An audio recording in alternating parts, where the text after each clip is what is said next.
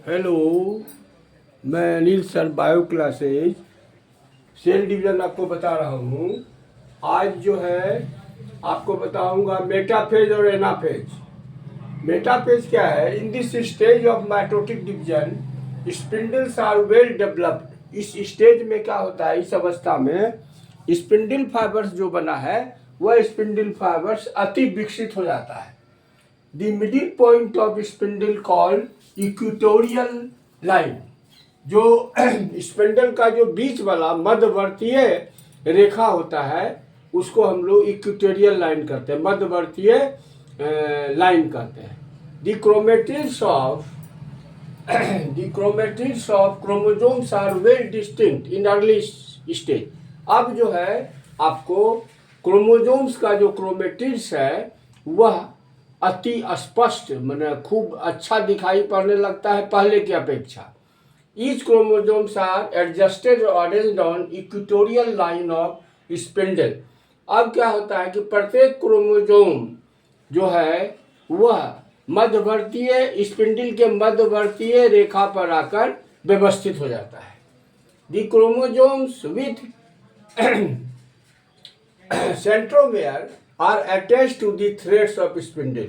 अब सेंट्रोमेयर के साथ क्रोमोसोम जो है वह स्पिंडल के धागे में जुड़ जाता है। तो जैसे ही स्पिंडल में जुड़ता है कि आपको मेटाफेज जो है वो खत्म हो जाता है, तब एनाफेज शुरू होता है, third stage. The initiation of this stage of mitotic division, the centromere of each chromosome are divided into two parts. इसको कैसे पहचानिए कि एनाफेज है?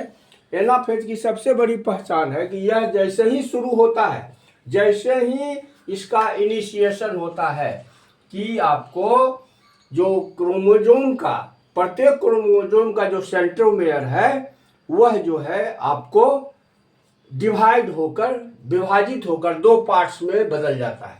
ड्यू टू रिजल्ट, इसके परिणाम स्वरूप क्या होता है? द क्रोमेटिड्स ऑफ इस क्रोमोसोम आर नाउ सेपरेटेड। दोनों प्रत्येक क्रोमोसोम का जो क्रोमेटिड्स है वह अलग हो जाता है।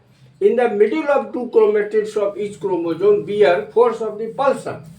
अब यहाँ क्या होगा कि दोनों प्रत्येक क्रोमोसोम के दोनों क्रोमेटिड के बीच यहाँ पर फोर्स ऑफ रिपल्सन पैदा होता है, विकर्षण का बल।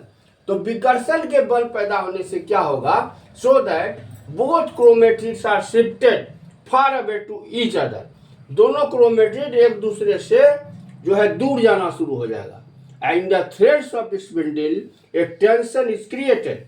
और स्पिंडल के धागों में एक तनाव पैदा हो जाता है, और तनाव पैदा होने के कारण स्पिंडल फाइबर जो है वह छोटा हो जाता है, शॉर्टन हो जाता है, और वहां पर अब सिकुड़न होता है।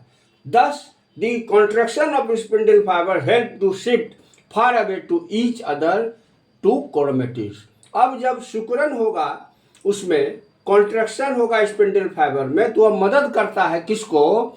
तो क्रोमेटिड्स को एक दूसरे से दूर शिफ्ट होने में मदद करता है। और ड्यू टू टेंशन, इस तनाव के कारण both chromatids are reached at two poles of cell. Cell के दोनों पोल पर, दोनों ध्रुव पर क्रोमेटिड्स पहुंच जाता है।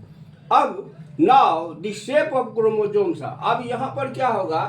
क्रोमोसोम्स का शेप्स अंग्रेजी के भी अक्षर या यू अक्षर के समान। जैसे अंग्रेजी का भी और यू हुआ, समझिए एनाफेज अब खत्म पर है। और प्रत्येक क्रोमेटिड को यहाँ पर हम डॉटर क्रोमोसोम्स कहेंगे। यहाँ पर डॉटर क्रोमोसोम्स होगा।